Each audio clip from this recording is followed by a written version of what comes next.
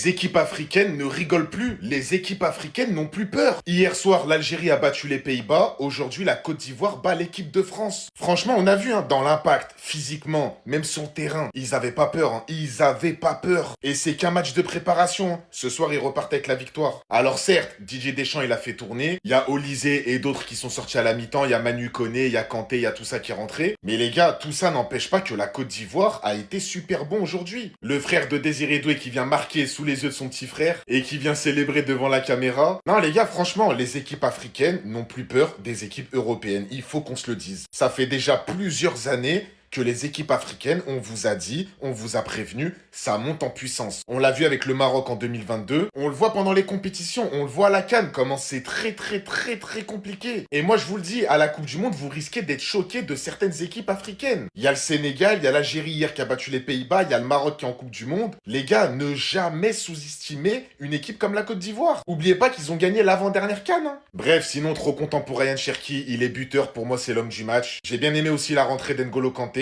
Dites-moi ce que vous avez pensé du match en commentaire. Les gars, il n'y a jamais eu de bagarre entre un éléphant et un coq. Hein. Ce soir, la Côte d'Ivoire, ils étaient 2 fois plus babiés que la France. C'est ça la vérité. Victoire 2-1 de la Côte d'Ivoire face à la France. Franchement, c'est une victoire méritée de la Côte d'Ivoire. Sur le terrain, on a vu, il y avait une équipe qui était beaucoup plus déterminée que l'autre. Les Ivoiriens, ils ont rien lâché du début à la fin. Malgré tous les changements qu'il y a eu, même les joueurs qui sont rentrés, ils ont mis autant d'impact que les titulaires. Il y avait beaucoup plus d'envie, de détermination. Les premiers ballons, c'était eux qui les avaient. Les duels, c'est eux qui les gagnaient. Bref, le grand frère ne voulait pas perdre face au petit frère. Même si le petit frère n'a pas joué, ils ont montré sur le terrain que voilà, il y a les grands et il y a les petits. But de Guela Doué, but de Amad Diallo qui est rentré en cours de jeu, face à un but de Cherki pour l'équipe de France. Et franchement, c'est bien que la France perde maintenant. Parce qu'en fait, ça va leur montrer. La Coupe du Monde, c'est pas facile. Peu importe l'adversaire, favori, pas favori. En face, il y aura des équipes qui auront faim, qui auront la dalle. Et sur 90 minutes, tout est possible. Donc, vaut mieux avoir une défaite avant la Coupe du Monde qui permet de se remettre en question que pendant la Coupe du Monde quand c'est trop tard. Et concernant la Côte d'Ivoire, franchement, c'est super parce que ça va leur donner déjà un gain de confiance énorme. Ça va leur montrer qu'ils sont capables de faire des choses. Et dans l'envie, ça peut être un match référence pour la Coupe du Monde. Donc franchement, très bon match amical. Positif pour la Côte d'Ivoire. Et même s'il y a une défaite pour l'équipe de France, on perd pas, on apprend seulement. Et n'oubliez pas, un éléphant ne s'est jamais battu avec une poule. Ou avec un coq, c'est pareil. Non, en fait, j'ai capté. La Côte d'Ivoire de Guela Doué, là. Ils sont venus pour laver l'affront. Ils ont dit quoi? Nous, on n'a jamais battu l'équipe de France dans notre histoire? Ça va se régler aujourd'hui. Guela Doué en chef, regardez. Il marque égalisation. Désiré Doué qui rigole. On t'a vu, Désiré.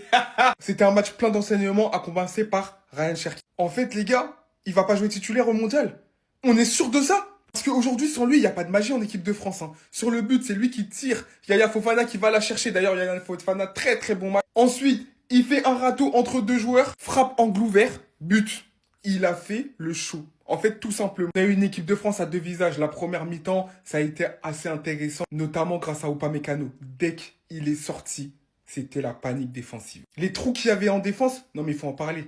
Mais je suis désolé, Ibrahima Konaté perd des points sur ce rassemblement. La passe qui troue la défense. Guela Doué qui se retrouve seul face au but et il trompe Mike Maignan un partout. On pensait que c'était fini, mais Guela Doué va récidiver. Il va récidiver avec une passe décisive pour Amad Diallo. En fait, la Côte d'Ivoire, ils sont pas venus faire de la figuration au mondial. Je suis désolé, côté français, ce mec ne doit plus toucher le banc en équipe de France. Il est rentré dans les entrants, il n'y a que lui qui a tiré son épingle du jeu. Il a contrôlé le milieu de terrain, il a récupéré le ballon haut, il a distribué. En fait, Manu Koné, c'est l'archétype du milieu parfait pour l'équipe de France. Il doit jouer titulaire. Bref, en tout cas, c'est une victoire bien méritée pour la Côte d'Ivoire, qui ont montré encore qu'ils avaient beaucoup de talent. Yann Diomandé, Guela Doué, Inao aussi quand il est rentré. Amad Diallo, faudra faire attention. Voilà. C'est qu'un match de préparation, donc il n'y a pas forcément de conclusion à tirer. Tout d'abord, félicitations à la Côte d'Ivoire qui bat la France pour la première fois dans leur histoire et qui envoie un message fort avant le début de cette Coupe du Monde sur un énorme match de Doué qui est buteur et passeur. Avec le petit sourire de Désiré Doué lorsque son frère égalise, c'est normal qu'il y ait de la fierté. La Côte d'Ivoire était un bon match de préparation afin de tirer des leçons, surtout quand tu sais qu'on affronte le Sénégal en phase de poule, une équipe solide comme la Côte d'Ivoire, sauf que là ce sera différent, c'est les champions d'Afrique. Pourtant, tout avait bien commencé grâce à la magie de Cherki. C'est Cherki qui a brillé aujourd'hui. Il envoie dans les choux Fofana et frappe du droit. On se fait égaliser en deuxième mi-temps sur une superbe passe de Pépé pour Doué. Petite erreur de Konaté. Et je vois, il y a des Barcelonais qui commencent déjà à le vanner. Les gars, moi personnellement, avec le maillot des Bleus, Konaté, je vais le défendre. Après, quand il aura le maillot du Real, ça va être une autre histoire. On m'a promis que Diomandé allait terroriser Koundé. Personnellement, j'ai pas vu grand chose. Pour ceux qui critiquent le sapologue béninois, de toute façon, il n'y a pas mieux à droite, mis à part peut-être Warren Zaïemri au vu de sa saison et encore, on sait pas. On se fait surprendre en fin de match, je félicite encore une fois les Ivoiriens. Thuram sur sa sortie qui se fait siffler. Et tout ça, les gars, ça aide pas pour la confiance. On se donne rendez-vous au prochain et dernier match de préparation. Je parlerai même pas du match de l'Espagne. De La Fuente, peut-être qu'il a cru que c'était des matchs de détection. En deuxième mi-temps, il a fait jouer tous les U17. Ah, il dit c'est un jeu quoi. Il dit c'est un jeu. Faille, c'est ça on te demande. On dit de faire jouer les vrais joueurs. Tu as enlevé le Ouma, tu as quitté, tu as envie de faire rentrer les joueurs avec du sang-frais. Ils ont changé la donne. C'est ça on veut, on met des joueurs qui méritent de bouger pour le pays. On a tapé la France de 1. Merci beaucoup à Guéla Doué Petit, Tchaker et Lyon Petit. C'est ça on veut. Et Binas, Périt, toi tu mérites de jouer pour la Côte d'Ivoire. Guéla Doué, tu as marqué avec passe D. Amad Diallo, ficelle. On a frappé la France. C'est quoi maintenant? Qui a parlé à nous? On s'est gagné la Coupe du Monde. On s'est gagné le mondial. La Côte d'Ivoire arrive aux États-Unis pour gagner le mondial. On a frappé la France. Qui va parler à nous? On a frappé la France. Qui va parler avec nous? Franchement, merci aux éléphants. Merci à vous. Merci à Gbadou. Ah, Gbadou, tu es puissant, tu es dur comme ton nom. Merci à tout le monde. Ya Fofana. Merci à toute l'équipe. Faye, c'est ça on te demande. Les remplaçants, mets les joueurs qui sont sortis les joueurs. Allez, où m'a quitté là? Enlève les Wahi là. On te pas des joueurs. Merci aux éléphants. Et puis allons tout à l'heure en live là. Merci. Merci. Hein? J'ai dit, si ne soyez pas complexés, ce match, on gagne ça. On va gagner ça. On va gagner ça ou bien? Ne soyez pas complexés. C'est pas une équipe ça. C'est pas une équipe. On est une grande équipe. La Coupe du Monde, on arrive vers vous. On arrive vers vous. Brésil, Allemagne, tout le monde, vous tous, venez. Venez. J'ai dit, ne soyez pas complexés. Quand on n'est pas complexé, on sait jouer au football. Le football rond là, on sait jouer.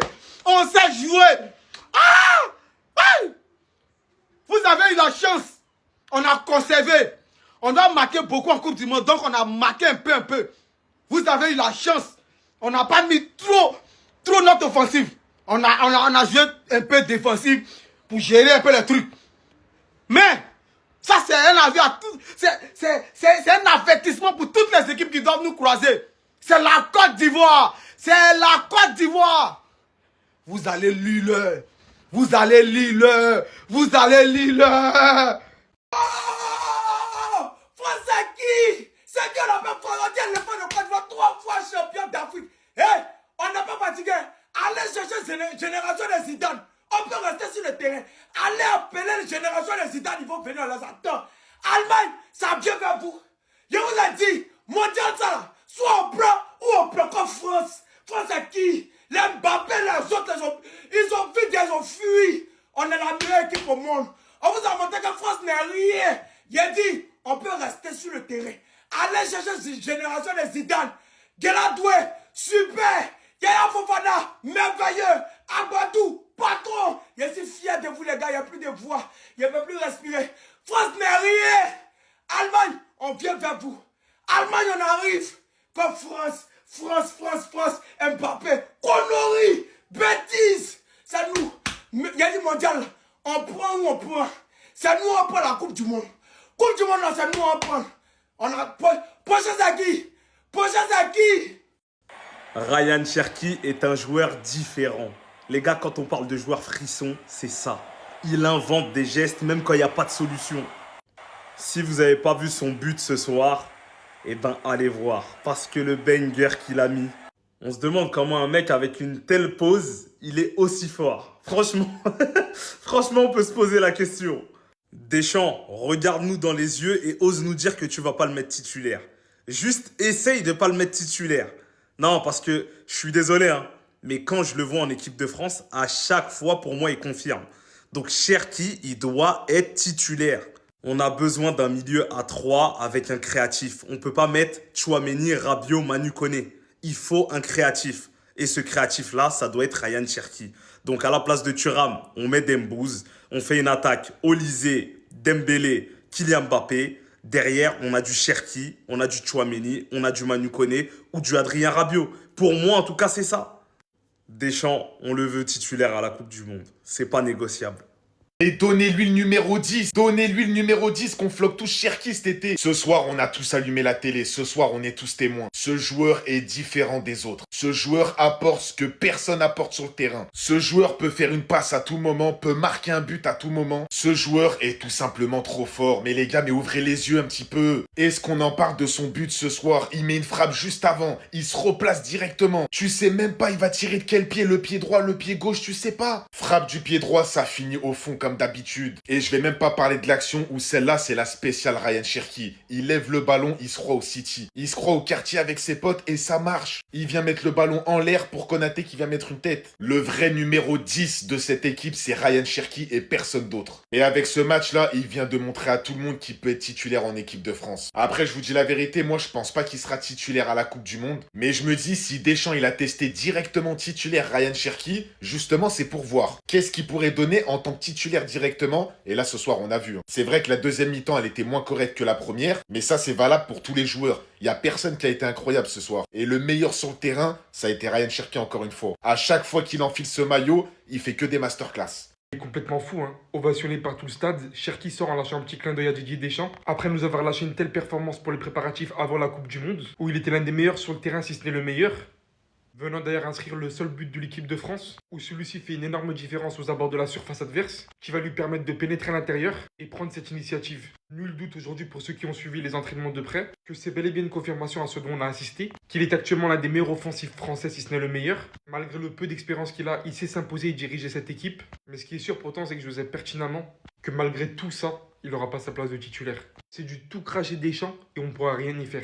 Alors maintenant qu'on a des joueurs aussi qualitatifs sur le banc, est-ce que c'est un luxe d'un autre côté que Ryan Cherki rentre par exemple à la 60e minute? Je vais vous dire oui d'un autre côté. Mais aujourd'hui, il est aussi un fait réel qu'avoir Ryan Cherki dans son banc et ne pas le faire commencer, c'est du gâchis. Des fois, faut pas trop se la jouer non plus Pep Guardiola. T'as un tel talent, voilà. Surtout quand tu vois le reste de l'équipe. Hein. On est d'accord que ça reste un match amical, mais pour moi, un tel match, tout de même, tu montres le nécessaire. Essaye de marquer des points, et aujourd'hui, Cherki, il en a marqué.